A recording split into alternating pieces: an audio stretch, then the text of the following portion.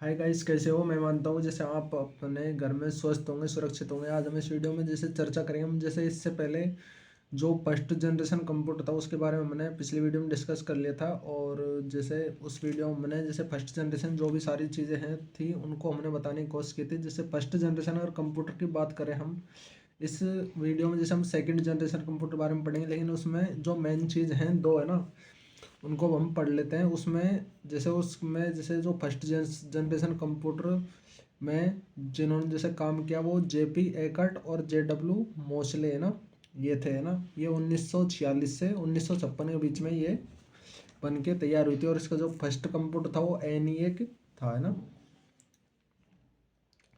ENIAC है ना। अब जैसे हम पढ़ेंगे सेकंड जनरेशन कंप्यूटर है ना, सेकंड जनरेशन कंप्यूटर।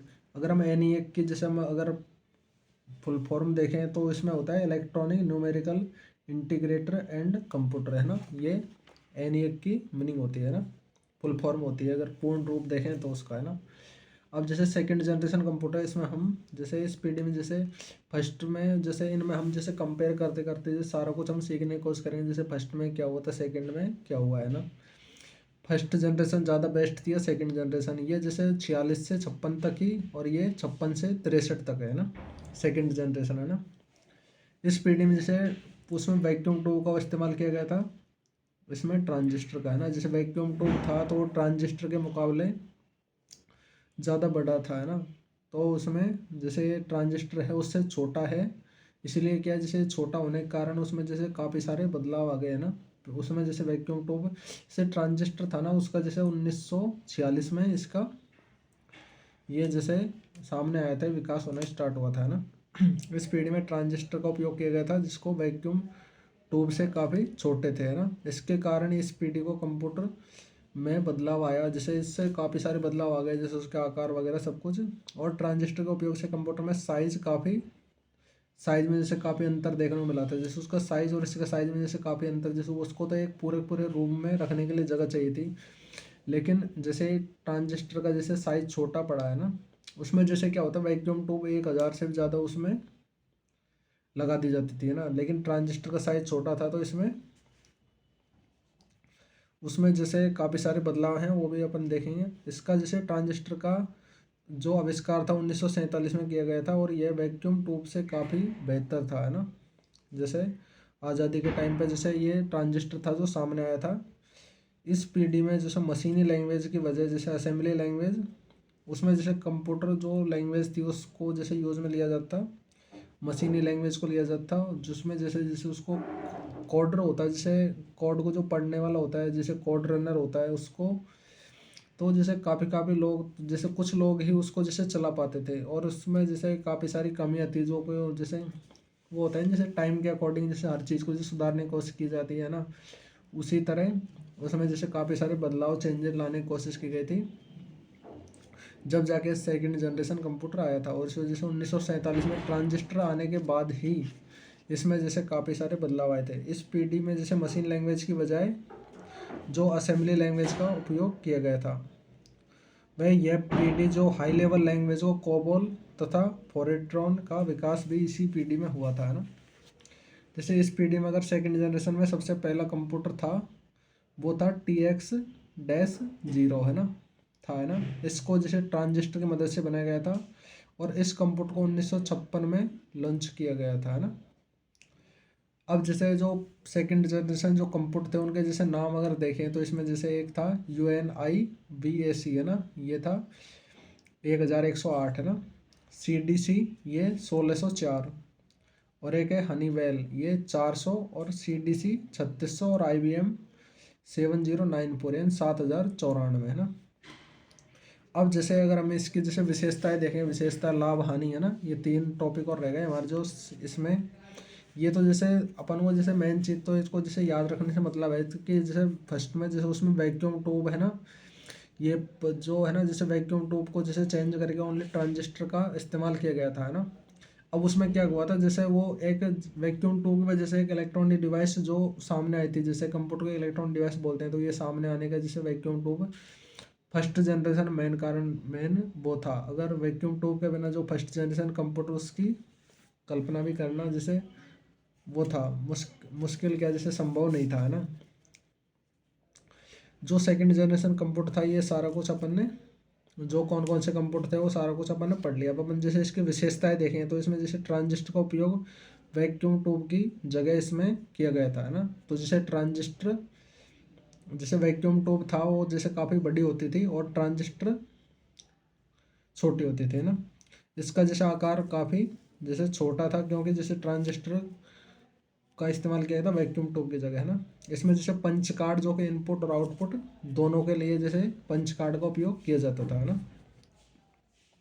इसके जैसे प्राइस में काफ़ी फर्क था, जो कि जैसे फर्स्ट जनरेशन जो कंप्यूटर था उसकी जैसे प्राइस काफ़ी हाई थी, है ना। उसको जैसे खरीदना हर एक आदमी के बस में नहीं था।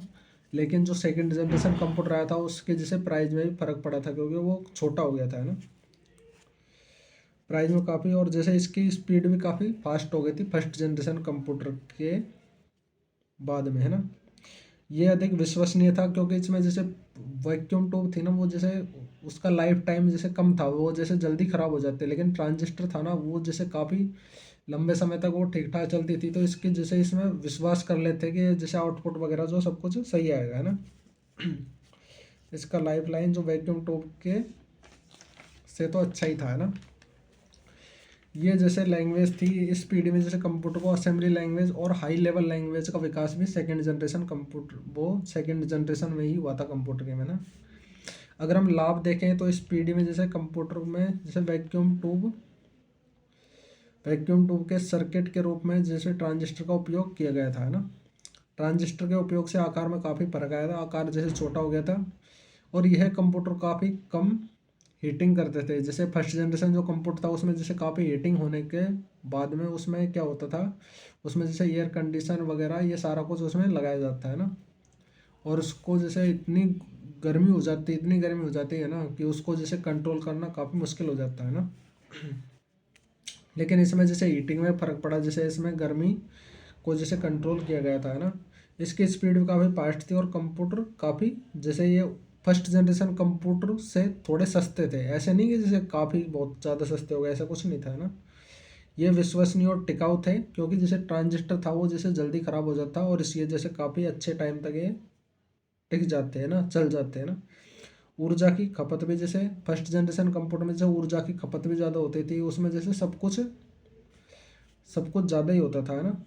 और इसमें जैसे ऊर्जा खपत कम होती है। इसका मेंटेनेंस का रख रखाव भी काफ़ी आसान था, लेकिन प्रॉपर करना पड़ता था, है ना। अब जैसे हानि देखें तो इसको ठंडा रखने के लिए जैसे कूलिंग की आवश्यकता होती थी, जैसे एसी या फिर एयर कंडीशनर, है ना। ये सारा कुछ जैसे लगाना अनिवार्य होता है सेकंड जनरेशन कंप्यूटर में, नहीं तो उसको अगर जैसे ठंडा नहीं रखा जाएगा तो वो थोड़ी देर चल के और बंद हो जाता है ना।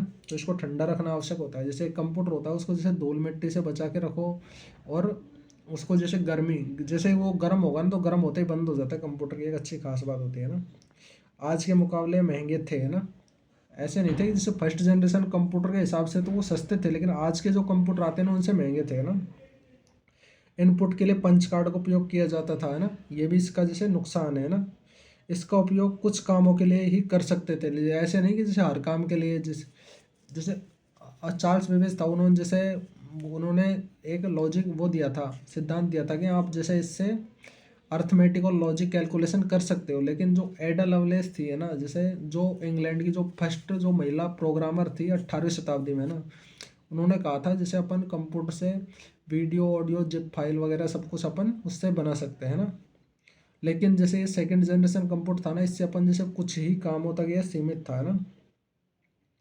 और इसमें जैसे मेंटेनेंस का जो निरंतर रख रखाव था उसकी आवश्यकता इसमें पड़ती रहती है ना।